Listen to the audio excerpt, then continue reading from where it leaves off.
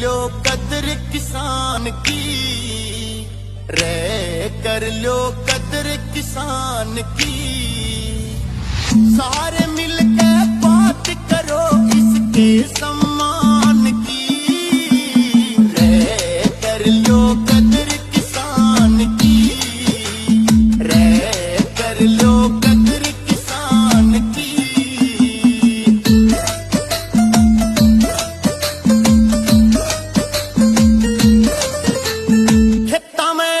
साहब, केरला से बड़ी लंबी यात्रा करके आप इस हरियाणा की इस धरती पे आप आए हो और किसानों के उस काफिले के साथ हो जो पैदल यात्रा चल रही है, तो इस पर आपका क्या कहना है? साथियों, किसानों को बहुत बुरा परिस्थिति में हमको ये आंदोलन आगे चलाना पड़ा। हमको पता है कि किसान को जो वादा था वो पीछे 7 साल से मोदी सरकार ये पूरा नहीं किया है। और अभी हमको मज़दूर का जो वेतन का जो बात है वो वेतन भी नहीं मिलता है मज़दूर को, और मज़दूर को 8 घंटे काम करने का जो हक है उसको 12 घंटे काम कराने का, और मिनिमम न्यूनतम वेतन उनको निषेध करने का, मना करने का 4 लेबर कोड भी लेके आए हैं। तो ये जो मोदी जी का जो नारा है सबका साथ सबका विकास, लेकिन ये जो हो रहा है वो कॉरपोरेट का साथ है और किसान और मज़दूर का लूट है, उनका चोरी हो रहा है, उनको सही दाम नहीं मिलता है।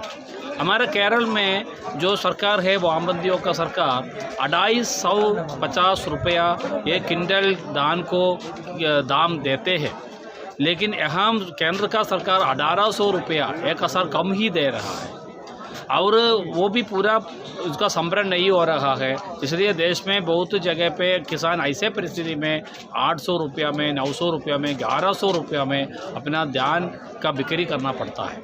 तो देखो कितना बड़ा चोरी हो रहा है। केरल में 1 एकड़ में 20 क्विंटल में 1000 ज़्यादा, मतलब 20,000 रुपया ज़्यादा मिलता है 1 एकड़ किसान को, लेकिन यहाँ उतना नहीं मिलता है। क्यों? खट्टर साहब उसको नहीं दे रहा है। तो हमको ये मांग है कि किसान और मजदूर का ये जो मांग है कि हमको न्यूनतम वेतन मिलो और न्यूनतम दाम दे दो। जब तक वो न्यूनतम वेतन और न्यूनतम दाम नहीं दिलवाएंगे उस समय तक ये आंदोलन को आगे ले जाना है। और हरियाणा का ये जो किसान और मजदूर इतना बड़े पैमाने पे सारे इकट्ठा होकर इतना बहादुरी में केंद्र सरकार से लड़ रहा है पिछले 4 महीने से। कॉमरेड, केरल में इस आंदोलन को लेकर क्या धारणाएं हैं? केरला में ये आंदोलन के लेके वहाँ भी आंदोलन चलते हैं, वहाँ भी लोग वहाँ अपना डिस्ट्रिक्ट केंद्र पे और अभी अपना राज्य केंद्र पे बैठे थे। अभी वहाँ चुनाव का वक्त, इसको भी चुनावी लड़ाई का रूप में बदल गया है, लेकिन अभी तक ये शाहजहाँपुर बॉर्डर में केरल से 1000 साथी पहुँच गया था, और हमारा वहाँ का सारे किसानों को मदद करने के लिए बड़े पैमाने पे हमको मदद पहुँचा देते हैं। इसीलिए केरला में भी आंदोलन हो रहा है। हमारा जो रेल रोको का आंदोलन था, रोड रास्ता रोको का आंदोलन था, यह सभी वहाँ भी हुआ है, और ऑल इंडिया हड़ताल जो है वो भी वहाँ हुआ है। इसी तरह केरल में भी हमारा किसान बड़े पैमाने पे मुसीबत में है, क्योंकि केंद्र सरकार ने ये फ्री ट्रेड एग्रीमेंट जो है FTA, स्वतंत्र व्यापार करार, ये इसका आधार पे वहाँ को किसानों को बहुत बड़ा पैमाने पे चोरी करता है। कॉमरेड, क्या किसान चुनाव भी चल रहे हैं केरला के अंदर और ये आंदोलन भी है, इसका क्या असर पड़ेगा वहाँ पर केरला के अंदर? भाजपा को बुरा पैमाने पे हार मिलेगा, क्योंकि 5 राज्यों में हार मिलेगा। ये 5 राज्यों में किसान इकट्ठा होकर भाजपा के खिलाफ अपना मतदान देने का फैसला हो रहा है। इसलिए भाजपा को ही आने वाले चुनाव में बहुत बड़े पैमाने पर हार मिल जाएगा, और केरल में भी उनको हार होगा, तमिलनाडु में भी हार होगा, और बंगाल में भी वो सत्ता में नहीं आ पाएगा। और हमारा पूरा कोशिश है आसाम में भी उनको हार देने के लिए।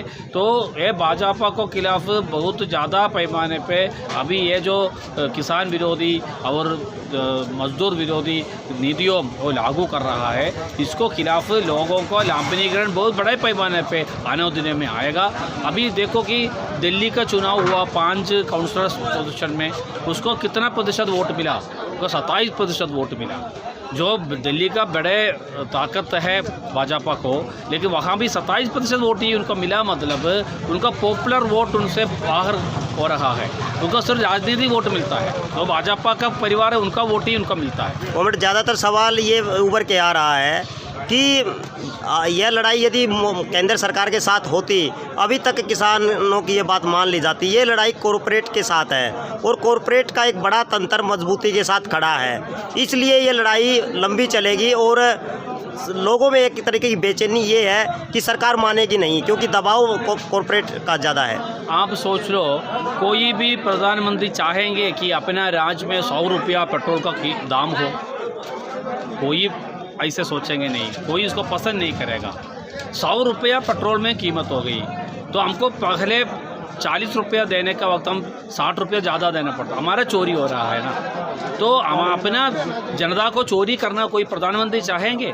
नहीं चाहेंगे। फिर भी प्रधानमंत्री क्यों ऐसा करना पड़ता है? क्योंकि ये मजबूर है, वो लोग मजबूर है। प्रधानमंत्री कमज़ोर है, प्रधानमंत्री जितना दिखाता है उतना मजबूत नहीं है, वो बहुत कमज़ोर है। उनको प्रति जनता का अंदर जो पहले जितना उनको ये था आदर था, वो आदर अभी कम हो रहा है, उनको बहुत कमज़ोर हो रहा है।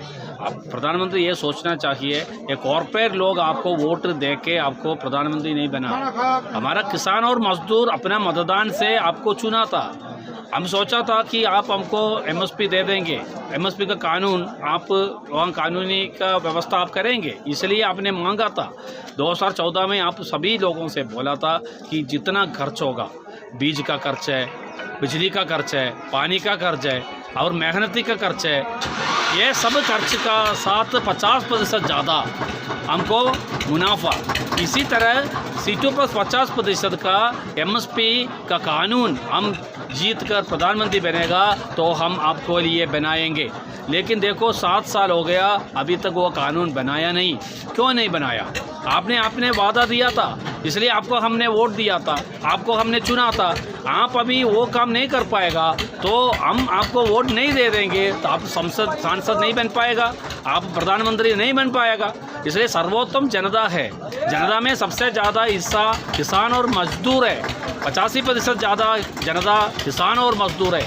आप नारा लगाता है सबका साथ सबका विकास, लेकिन आप कॉर्पोरेट का साथ है और किसान और मजदूर का लूट हो रहा है। आप पेट्रोल का, डीजल का और देखो कि कुकिंग गैस का भी कितना बड़ा, आपने 400 रुपये से अभी 800 रुपया तक एकदम डबल बना दिया, तो कैसे हम खरीदेंगे? तो आपका राज्य में आपका जनता बहुत परेशानी में है। हमको पीछे हटने का नहीं हो रहा है, हमको पीछे खुदकुशी है, पीछे हमको खर्चा है, इसलिए पीछे हट नहीं पाएगा। हमको आगे ही जाना पड़ेगा, आगे ही लड़ना पड़ेगा। जितना भी लंबा हो, हम वो लंबा तक हम सहने के लिए तैयार है। हम ये आंदोलन को आगे लेके जाएगा। थैंक यू कॉमरेड, आपका बहुत बहुत धन्यवाद।